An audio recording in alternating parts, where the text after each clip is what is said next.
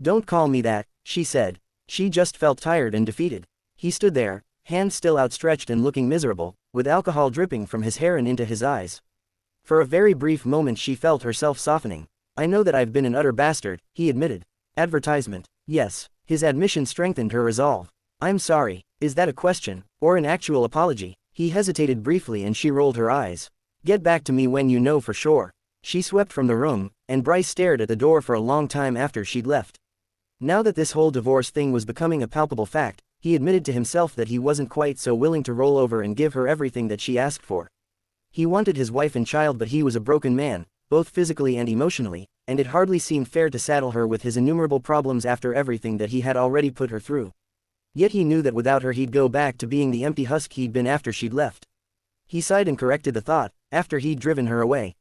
2 years ago he had been careless with the most precious thing in his world and had lost it as a result. He wished that there were some way to regain her trust and reconcile with her, but in his heart he didn't think he deserved that much anymore. You still with us, Bronwyn? Bronwyn blinked when a slender hand was waved in front of her face and she saw that the 4 other women sitting at the restaurant table were staring at her expectantly.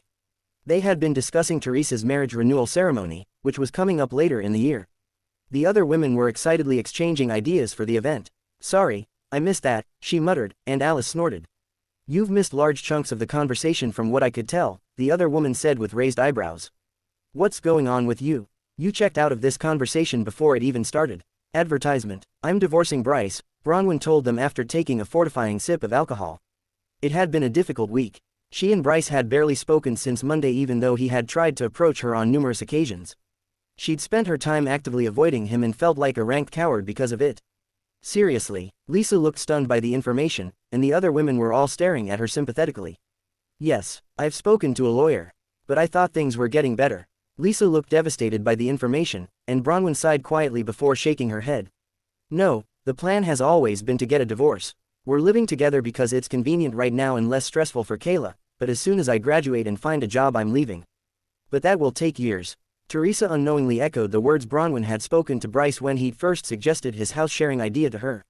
Yes, and it does bother me. I really don't want to take advantage of Bryce's generosity.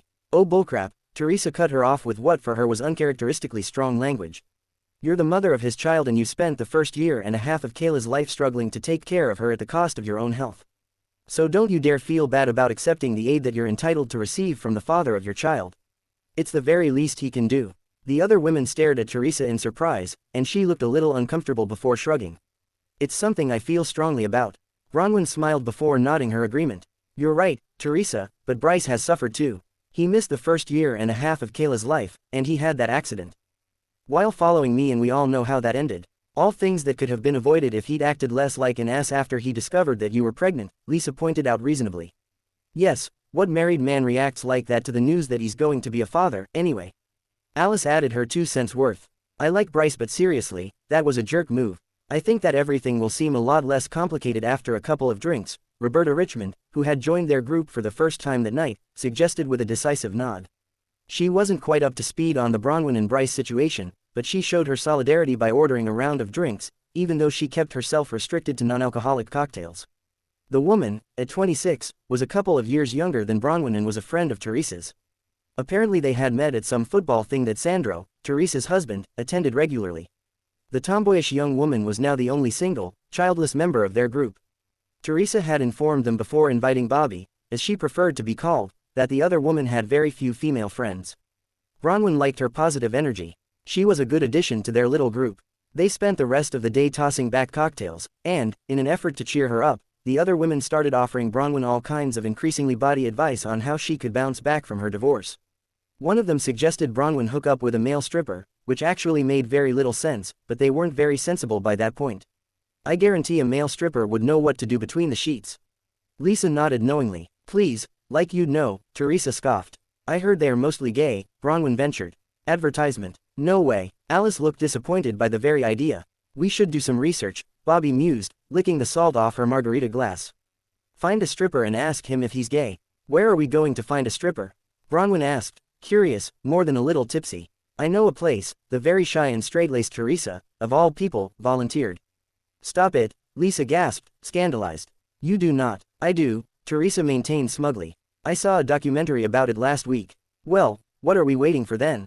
Alice asked eagerly. Let's go find us some strippers. Bryce always positioned himself in a room that would get hit by any car headlights whenever he knew Bronwyn was going to be out late. That way he could be certain she was home safely before heading to bed. He would never be able to sleep if he knew she was still out. He always worried about whether she was safe when she was out late with her bunch of gal pals. Unfortunately, the women were all quite adamant that security not be present at their gatherings, but the men had collectively agreed to always have at least one guy incognito and keeping an eye on them. Still, it didn't prevent Bryce from getting stressed out every time it got a little too close to midnight on these girly Saturdays. Right now it was after midnight and the responses he'd received to the frantic SMSEs he'd sent to both Rick and Pierre, whose guy had security detailed at night, had been pretty similar. Chill out bro, they're fine and relax. I've checked. There's nothing to worry about. He supposed he would have to be content with that. At long last, close to 1 in the morning, the headlights swept up the drive, and he leapt up from the sofa in the den and headed to the front door, fury mixed with the relief he felt. Advertisement. Strangely enough, the headlights were sweeping back down the drive just as he got to the front door, and he was still trying to figure out what that meant when the door swung open.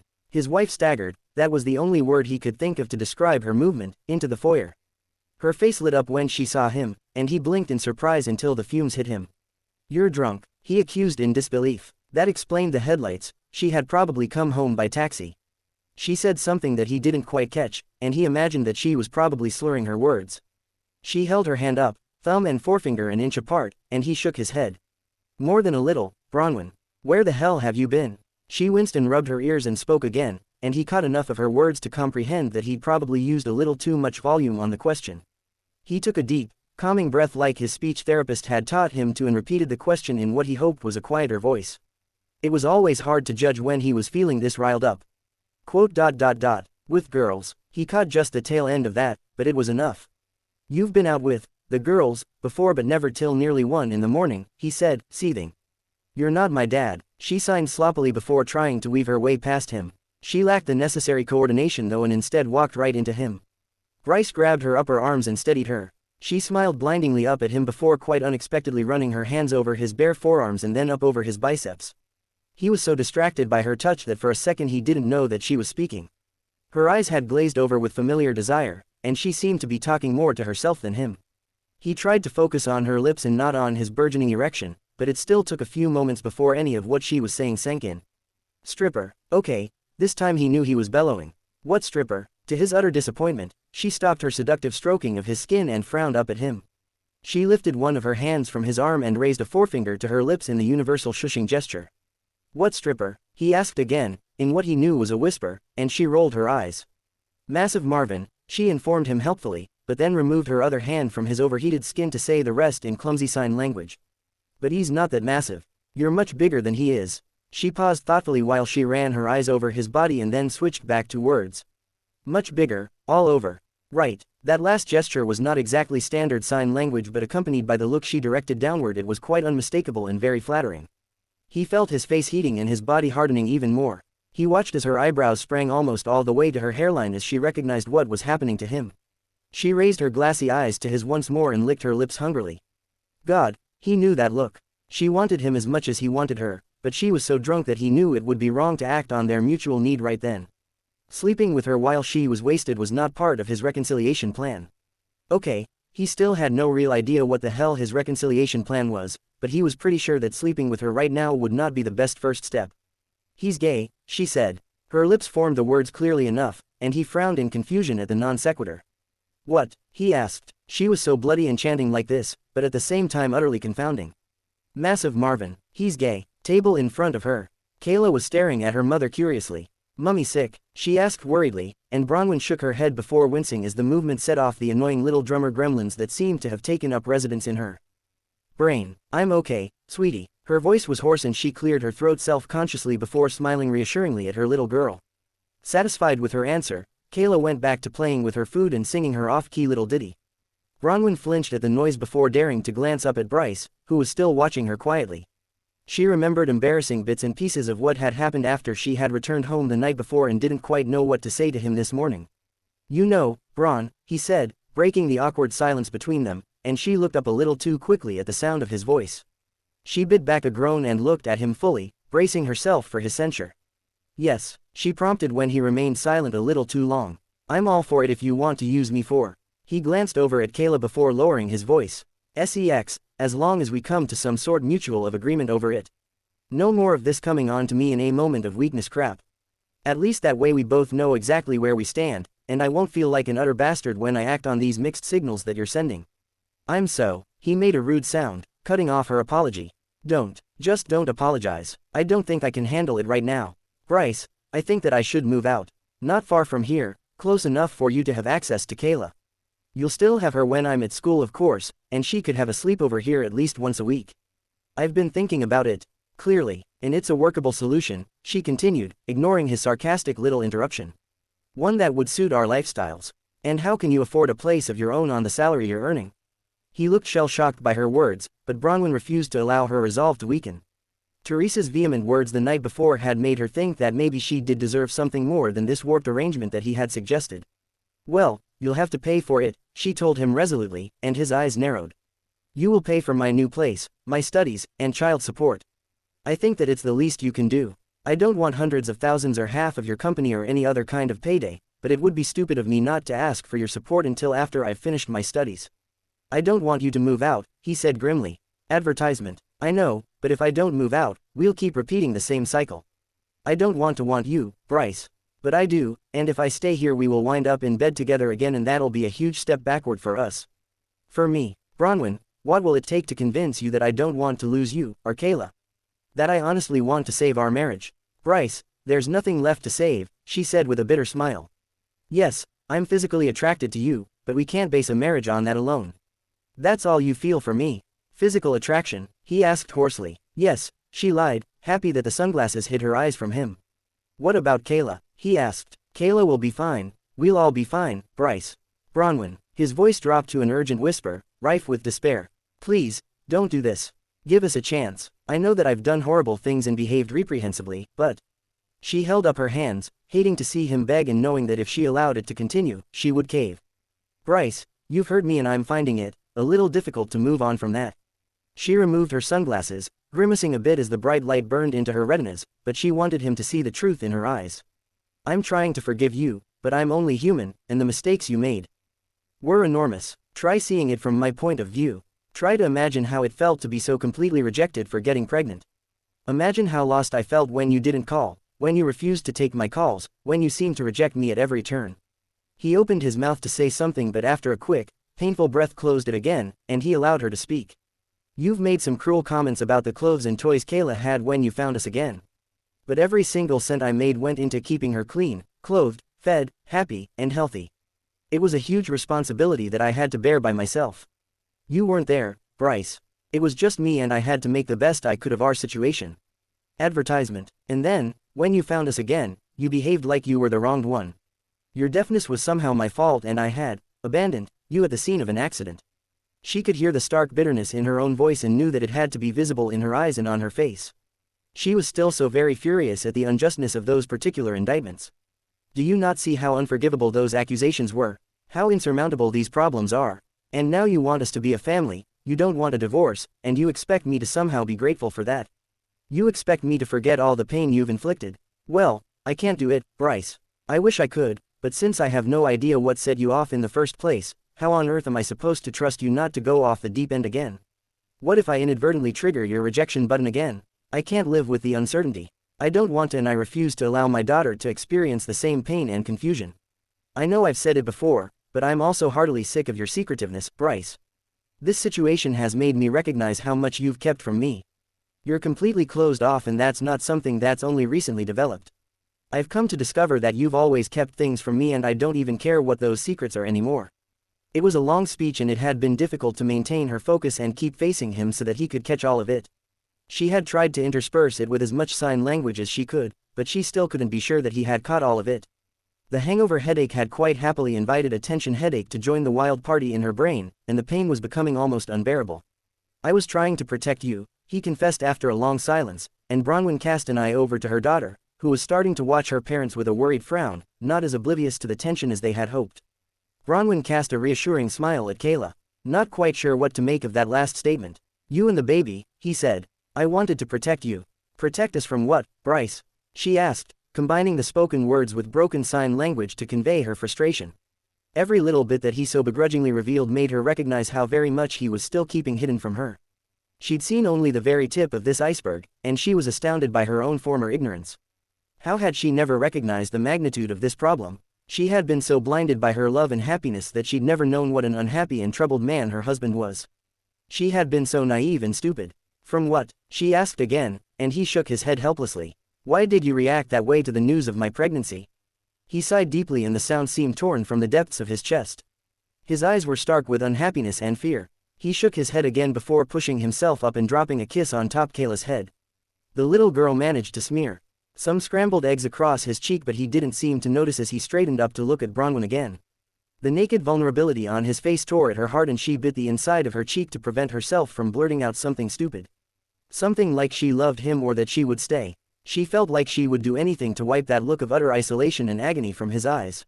He smiled, relieved that she had come back but puzzled by the complete lack of emotion on her face. Bronwyn. He felt his lips form the word but couldn't hear it. It was incredibly quiet. He hadn't expected an accident scene to be this deathly silent.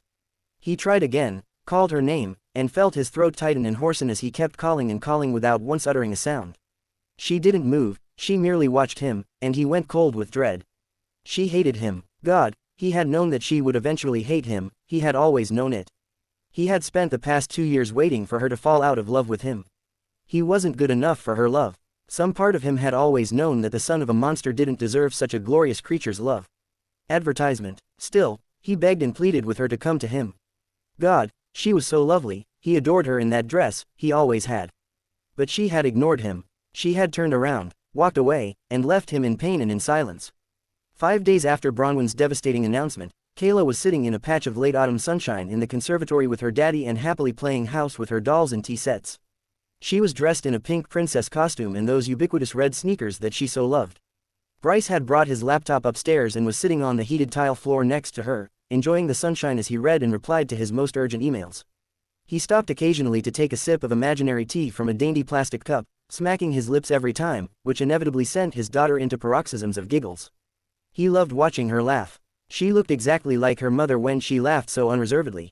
Bronwyn used to laugh like that. She'd put her entire body into it as the laughter worked its way out from her belly.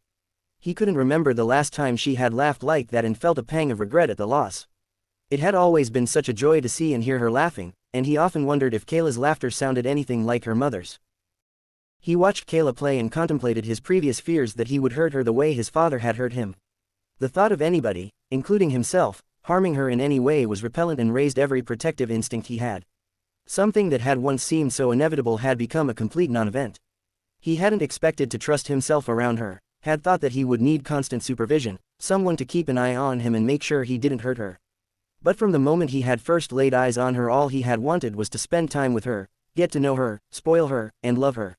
She amused him, baffled him at times, and even angered him on the odd occasion, but the only time he had physically hurt her had been by accident. It was an incident that still weighed heavily on his mind because of his reprehensible behavior toward Bronwyn afterward. He sighed heavily. Kayla toddled over to wrap her arms around his throat and plant a moist kiss on his cheek.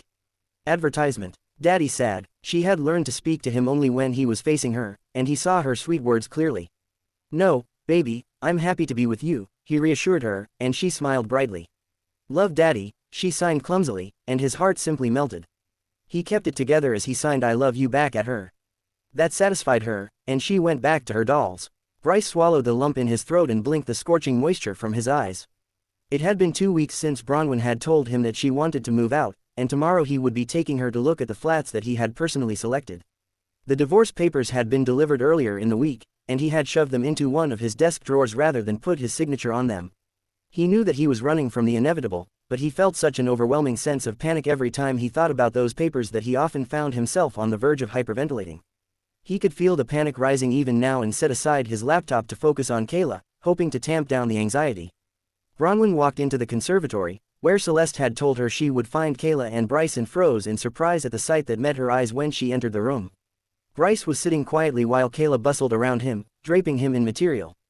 Bronwyn recognized the burnt orange throw from the sofa, the shell pink pashmina that she had left on one of the chairs the night before, a couple of bright red curtain cords, and a couple of frilly doilies that Bronwyn had stowed away ages ago.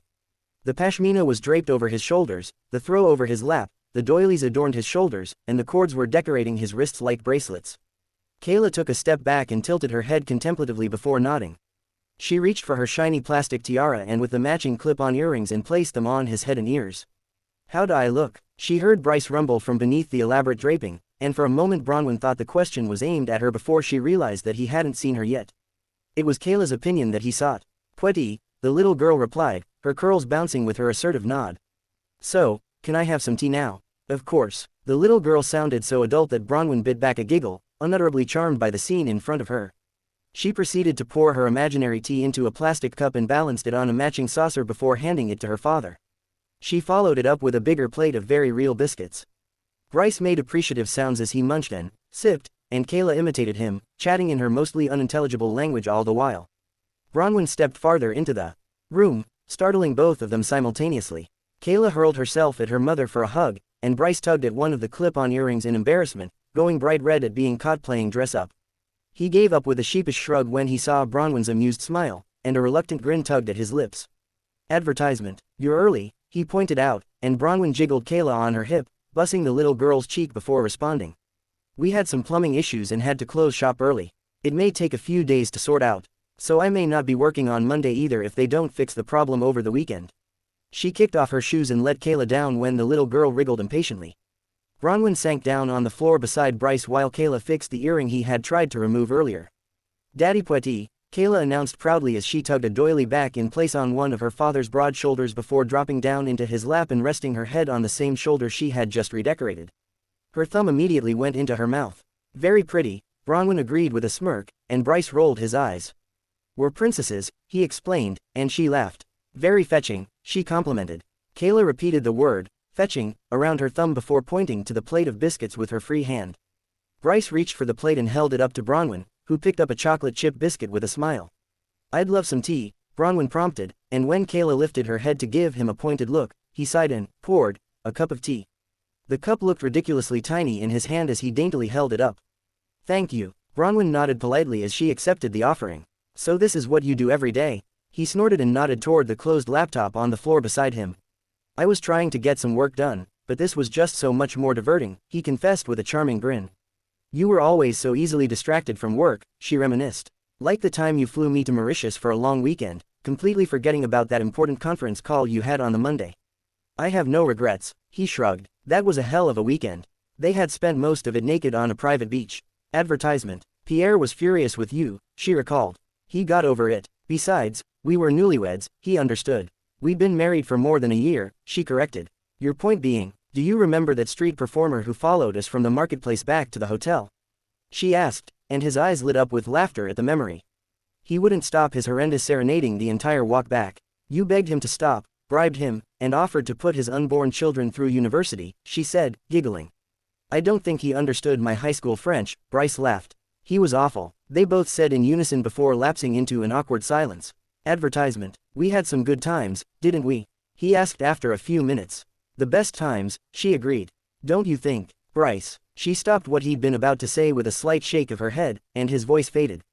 He cleared his throat, shifting the weight of his now dozing daughter until she rested more comfortably against his chest. "So, you're free tomorrow?" She nodded in answer to his question. "Well, I've selected a few flats for you to view tomorrow. I'll shift the appointments to the morning, so you can have the afternoon free." "Thank you." There was really nothing more to be said after that. Of course, each place he drove her to was more extravagant than the next. Accommodation in Camps Bay didn't come cheaply, and judging by the sizes of the so-called townhouses he took her to, none of the places would range anywhere under 8 figures. Since they were remaining in the area, he'd told Cal that he wouldn't be needed, and for the first time the family found themselves completely alone. It was an almost novel sensation for Bronwyn, who had gotten so used to the silent, hovering presence of the security guys that she felt inordinately exposed without them at first. But she soon got caught up in the whole flat hunting experience. "Bryce," she finally spoke up when she found herself standing in the living room of the third mini-mansion he had taken her to. "These places are all much too big." He frowned at that and shook his head. "I chose them because they all have both ocean and mountain views," he explained quietly. "I know how much you love both. And this one has a patio and garden. You enjoy gardening. You haven't had much time for it recently, but at least you'll have the option. The next place on the list has a garden and a secure playground for Kayla." The pool is fenced in and there is ample room for a pet if you ever decide to get that dog you've always wanted. She hadn't known that he had personally researched every place that he was showing her. She had assumed that he would pass the task off onto his assistant, but the level of care and consideration he'd put into this task, despite his clear reluctance to have them move out, was touching. She didn't know what to say and swallowed heavily before turning away to shakily caution Kayla not to run too fast as the little girl careened from empty room to room. The master bedroom will get the sunrise in the morning, he continued after clearing his throat awkwardly. And the living room gets the sunset. I thought you'd like that. You didn't have to go to so much trouble, Bryce. I know that you don't want us to leave. I didn't expect you to put so much work into this. If you really have to leave me again, Bron, I want to know that you're safe, happy, and well taken care of. This is the only way I know to ensure that. She bit her lip uncertainly and he rewarded her with a grim smile before showing her the rest of the spectacular flat. By the time 12 o'clock rolled by, he'd shown her 7 places, each one less than 5 minutes drive away from his house. He clearly meant to keep them close by. I chose this one because I thought you'd like this, he told her as he led her to the second floor of the last place. It was an enormous duplex with panoramic views, a garden, a huge kitchen, 4 rooms, 3.5 bathrooms, and a second-floor balcony that opened up from the main bedroom and overlooked the ocean. He opened a door on the second floor and stood aside to let her enter, and Bronwyn's breath was sucked out of her body at the emotional sucker punch he'd just dealt her. It was a small, beautiful conservatory. 2 walls and half of the ceiling were made entirely of glass, one side facing the ocean and the other the mountain.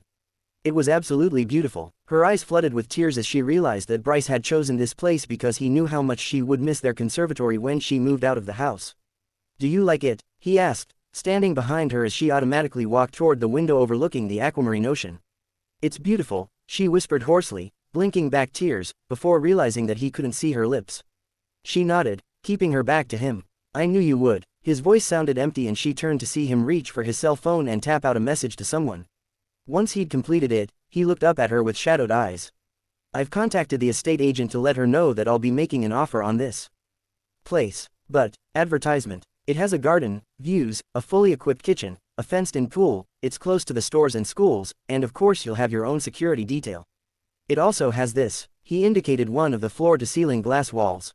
It's perfect for you. She nodded miserably, watching Kayla tug at her father's trouser leg as she tried to show him something that she had spotted through the window.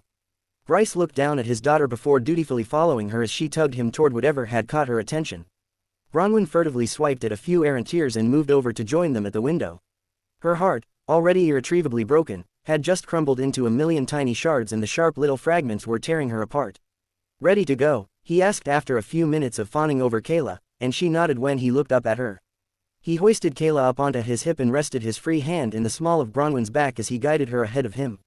She expected him to drive them directly back to the house, but instead he detoured down to the beachside restaurants that dotted the Camps Bay coastline, stopping outside one of the smaller places. Bronwyn gasped when she recognized it and her eyes flew to his profile. Why was he bringing her here? I thought we could grab some lunch, he explained, throwing her an enigmatic look before unbuckling his seat belt and climbing out of the safe-as-houses Audi that he now preferred driving. He rounded the bonnet of the car and held the passenger door open for her. She unbuckled her own belt and reluctantly got out of the car. He had Kayla out of her car seat before Bronwyn could react, and he once again placed his hand in the small of her back in order to gently steer her toward the familiar restaurant. Bryce. She resisted and looked up at him with pleading eyes. I don't want to eat here. I've already made a reservation and every other place will be packed at lunchtime on a Saturday. Besides, Kayla will get cranky if she doesn't get her lunch soon. Bronwyn cast a skeptical eye over her brightly smiling daughter, who was happily hugging Broccoli, her well-worn green-haired little ragdoll. Are you hungry, Kayla? He asked, and Kayla nodded sunnily. Advertisement. Hungry, she replied, and Bronwyn, realizing that she was outnumbered, bid back any further protests and reluctantly entered the restaurant where she had first laid eyes on him so long ago. Chapter 14. The restaurant was the same as she remembered it. Of course, the staff was different but the menu and decor, but for a few small changes here and there, transported her back to a less complicated time. Bryce whispered something into their server's ear and sure enough, they were led to the same table that he had been seated at on that first day. A high chair was promptly provided for Kayla, and after taking their drink orders, the server bustled off and left them to stare silently at each other. Kayla was excited by the new surroundings and picked up her toy cell phone to tell her cousin, Wheeze, about it. Why did you bring us here? Bronwyn broke the silence with a defeated little sigh, and he shrugged. I was feeling nostalgic. No, this had definitely been a deliberate decision that had very little to do with nostalgia. When he had agreed to her moving out, she had thought that he was beginning to accept her decision to get a divorce. This move, however, seemed to be the opening salvo of a counterattack. The server returned with their drinks and for their meal orders. Neither of them had even glanced at the menu, but Bronwyn knew it by heart and ordered steamed chicken and vegetables for Kayla and chicken marsala with mashed potatoes. For herself, Bryce kept his eyes pinned to hers as he directed his order to the hovering server. "I'll have the milkshake, chocolate, and the brie and bacon burger." The young man, clearly a much better server than she had ever been, reconfirmed their orders before leaving. "Bryce, I'm not sure what you're hoping to achieve here, but you were standing over at that table when I first saw you." He pointed toward a nearby table and she blinked over at it. "You had this look of utter panic on your face. I'd been to this restaurant several times before and knew that if you were serving at that table, then you were probably working this whole section. That's why I requested this table." "You requested this table?" She gaped at him in disbelief, absently picking up Kayla's bright pink toy phone when she dropped it on the table and handing it back to her so that she could continue her make-believe conversation. Bronwyn had always assumed that he'd been placed at one of her tables by chance. "I did. I noticed you almost immediately and then simply couldn't look away." Yes, she remembered that disturbingly intense stare. She'd been even more of a klutz as a result of it. "I was riveted, charmed, confused, and fascinated. Unequivocally and helplessly fascinated." He gazed off into the distance, lost in his memories. The harsh lines of his face had softened, and a sweet, wistful smile flirted with the corners of his lips. "I barely heard a word Pierre said and categorically dominated your time by calling you over for the smallest little thing," he recalled. "I didn't mind," she confessed, allowing the sweetness of the memory to claim her as well. "I was equally fascinated. I barely remembered that poor Pierre was there half of the time." "You were the most entrancing thing I'd ever seen," he said, his voice gruff, and she shook her head dismissively. "Hardly. Advertisement. You still are, Bronwyn." He brushed aside her automatic protest. "You're not some boring, conventional beauty, true. And yeah, you tend to be a little clumsy at times. But you're unusual, interesting, and to me you're just so indescribably gorgeous. I never thought that I deserved you. You were too good for the likes of me." She didn't understand that sentiment at all. He was heartbreakingly handsome and she was painfully plain. He came from a background of wealth and privilege while her family had been as poor as church mice. He had been Oxford educated with a master's degree in business while she had barely made it through high school. It had been a classic Cinderella tale, and Bronwyn had been the one to feel inadequate when compared to him. "I should have left you alone," he was saying, his low voice alive with misery and his eyes filled with such profound sadness that Bronwyn felt her eyes tearing up in response. "I tried to leave you alone after that day, but I just couldn't stay away from you. I had to see you again. You were so sweet and gentle and every time I was with you, I felt." His voice had gone so quiet that she could barely hear him, and the last word was almost silent, but she could have sworn he said cleansed. He'd felt cleansed when he was with her. It was such an odd choice of words that she knew she must have been mistaken, but what else could it have been? His voice had faded away completely now and he wasn't speaking anymore, merely staring down at the place setting in front of him. His large hands were curled into fists on the tabletop, and Bronwyn reached over to cover them with her own hands. The gesture brought his eyes back up to hers and she was startled to see moisture sparkling in them. "I should have stayed away from you," he repeated. "But I couldn't. I can't. You're my light, Bronwyn. You're my love. I'm so lost without you. I've always been so lost without you." "Bryce." He shook himself and glanced over at their perceptive daughter, who had stopped playing and was watching them with wide and worried eyes. She looked on the verge of tears. "I'm sorry. I shouldn't have started this conversation with Kayla around." He forced a smile for the little girl's sake and dragged his hands out from under hers. She watched as he brusquely wiped at his eyes and put on a cheerful front for their daughter.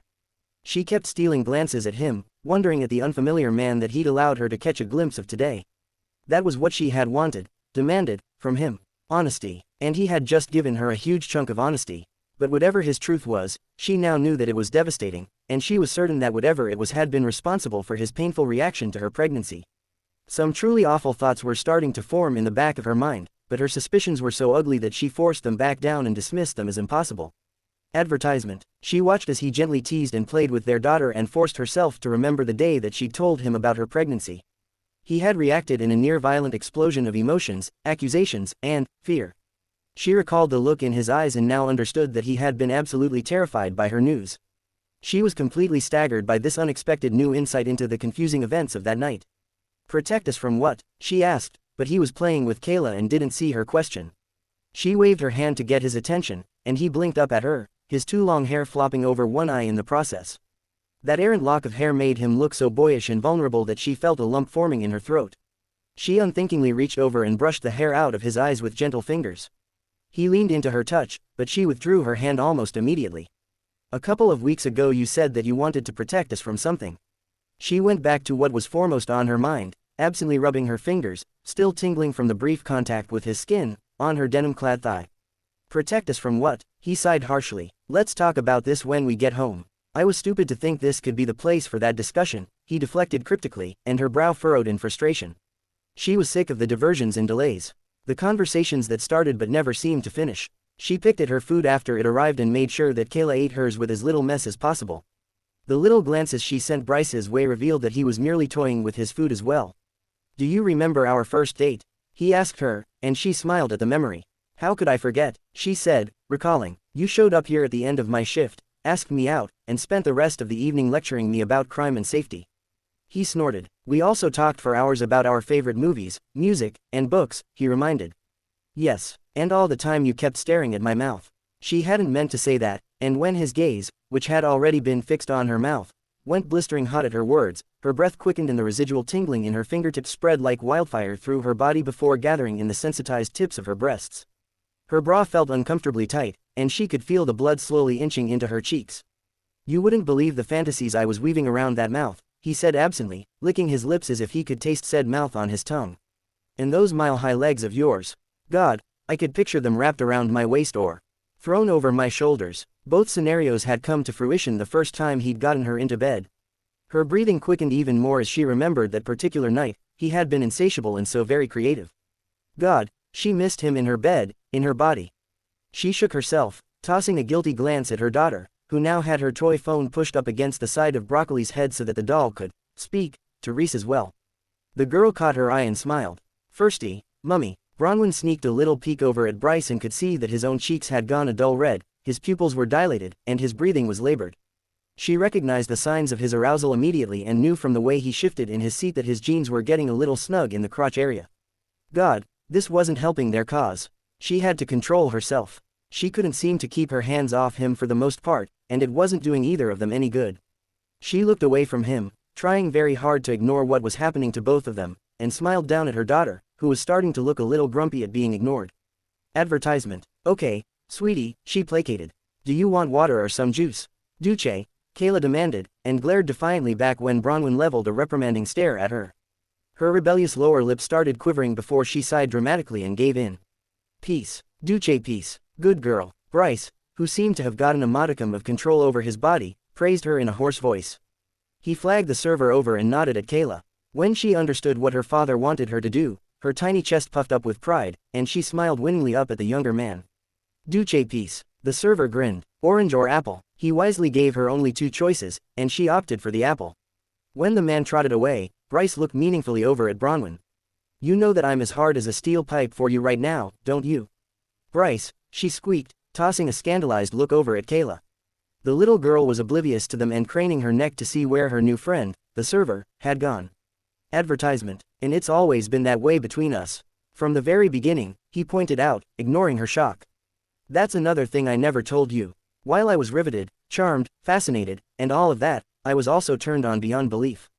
Aside from not wanting to leave when Pierre did, my body didn't give me much choice in the matter. I was pretty much incapable of standing upright without shocking every damned person in here that day. Every time I thought I had it under control, you'd smile or something and I'd go to instant attention again. I had a terminal case of wood for most of the first year of our marriage, as you know, but in those first few months it was damn near impossible to control. I was like a horny teenager with you. I never quite understood what you saw in me, she admitted on a whisper, and he sighed quietly. Bronwyn, I don't know how much clearer I can make this, so listen up. To me, you are stunning. Sometimes I can't stare at you for too long because it almost physically hurts me to look at you. It's crazy, my chest tightens and burns to the point of actual pain until I remind myself to breathe. He smiled bittersweetly. That has happened more often than I care to reveal. You're so lovely that something as fundamental as breathing becomes damn near impossible around you. She searched his harsh face for any sign of deception, but his strong jaw was clenched, his eyes almost hard, and she knew that it couldn't have been easy for him to reveal that particular tidbit to her. She really affected him that strongly. You've stolen my breath on numerous occasions too, you know, she confessed, reaching over to stroke his jaw. The server chose that moment to return with Kayla's apple juice, and Bronwyn's hand dropped down to the table, where she started toying with her dessert spoon. She thanked the server for the juice and reached into the baby bag for Kayla's sippy cup. After transferring the juice from the glass into the cup, she screwed the top on tightly and gave it to Kayla, who was not very happy about having the grown-up glass confiscated. She refused to take her juice from the sippy cup, and Bronwyn gave her a sip of the leftover juice in the glass. She refused again and tried to take the glass from her mother. When Bronwyn moved the glass a safe distance away from her, she started kicking up a fuss. She was showing all the telltale signs of a toddler in desperate need of a nap and on the verge of a tantrum. Bronwyn had only to glance over at Bryce before he summoned the server over for the bill. Their conversation was put on immediate hold as their parental roles took precedence.